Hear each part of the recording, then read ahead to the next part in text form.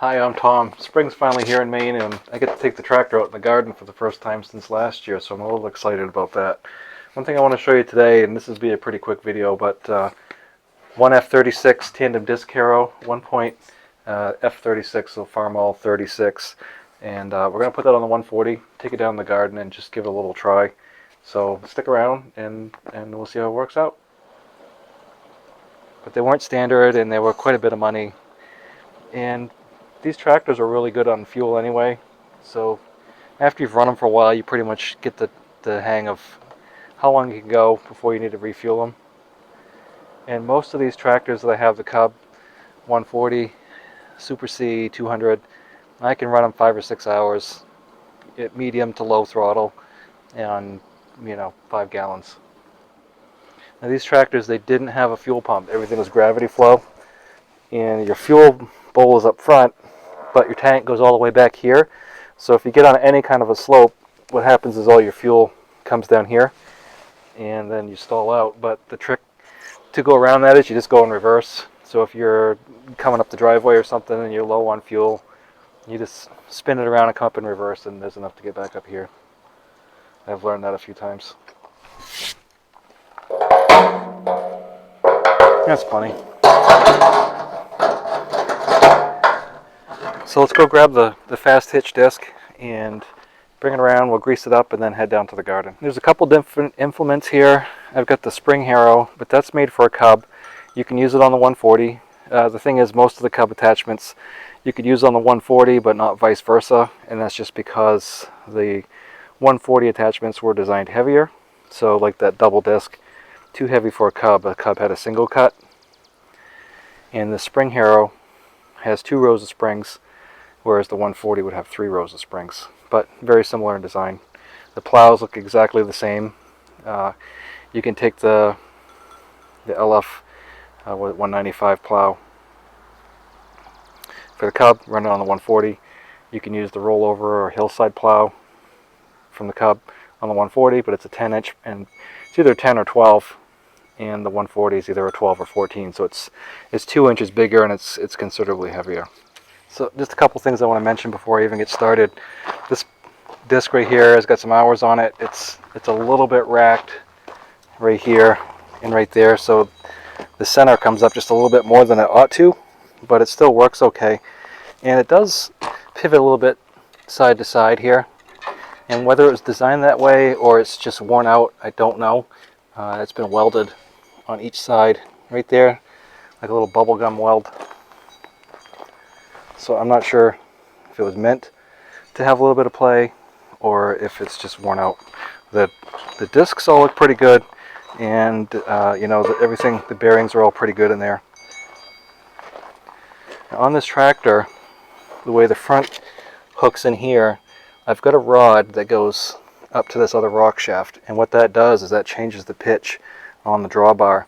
And for plowing, you really need it. For disking, not so much, because when I put it down, it still goes flat, but I can't lift the back end up as far because I can't shove the drawbar down or the front of that hitch down. But you can see with the side dresser on, it's going to be a little bit of a problem because it would have to hook here and then go up to here.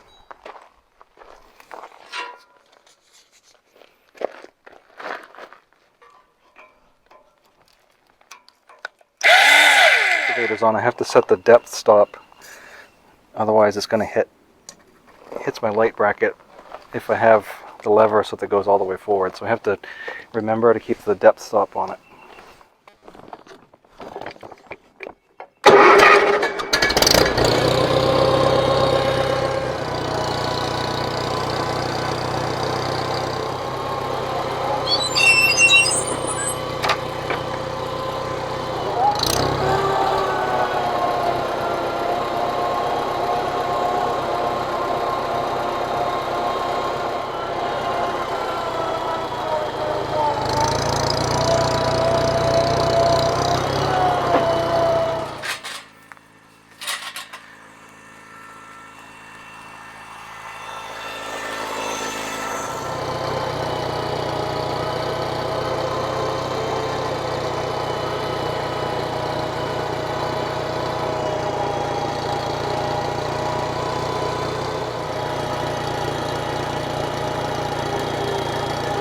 these days, and I guess it means I'm finally getting old, because I'm not in a hurry.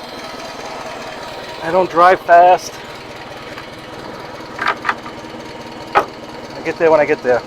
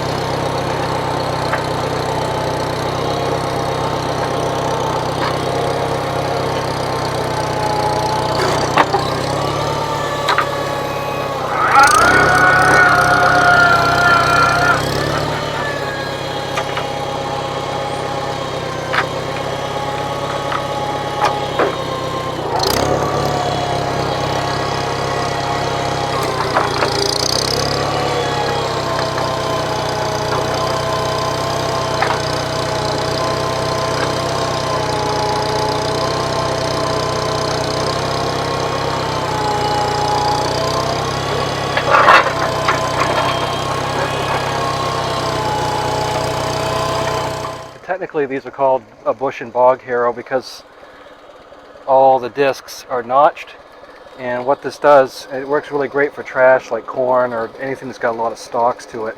You can even drive over brush with it, light brush anyway. The front one is angled, so it takes everything and pushes it out, and then the back one's angled, so it kicks it all back in. So you're turning the soil over and pushing it back.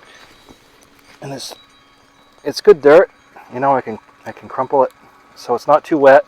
I think over here it might be a little bit wetter because of the shade, but you know, I can still work it. That's good dirt right there. It's going to rain quite a bit next week, so good to get this done today.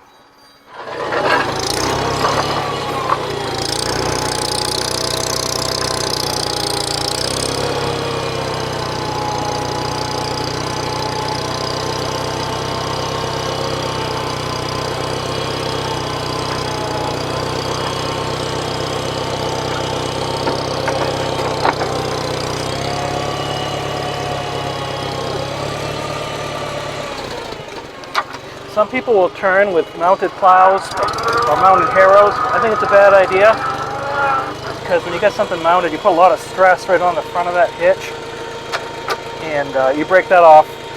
It's not going to be for a good day, so it's easy just to pick it up and put it down. I mean, you can do long turns, but I wouldn't take a 90-degree turn with that thing on there. You'll bust something for sure.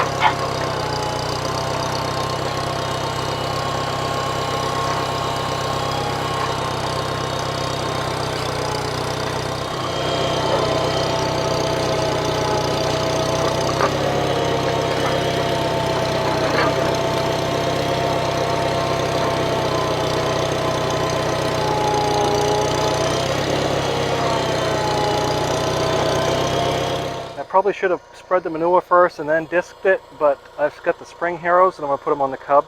So I think I'll put a couple loads of manure on this, and then I'll use the spring harrow to get it in. But I want to spring over there on the end. I planted some pasture grass on it last year, and I want to kind of just rough it up a little bit and throw some more seed down. Now the garden used to be a lot bigger, and I really don't need all this equipment for the small amount of corn and sunflowers I'm putting in, but it's hard to make videos of equipment if you're not using it.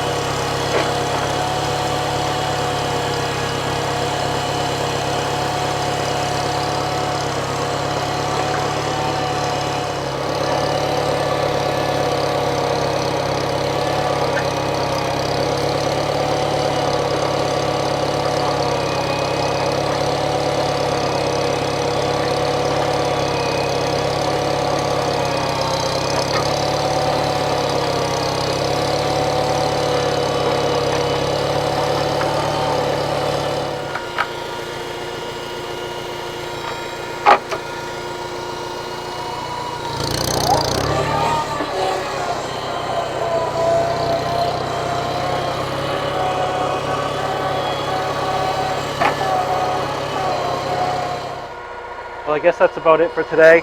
I'm going to take it up and change those grease zerks out that are messed up and clean it up and put it away. And then next video we'll come out here and probably spread some manure. So that'll be the next thing. Appreciate you watching. Talk to you next time. Take care.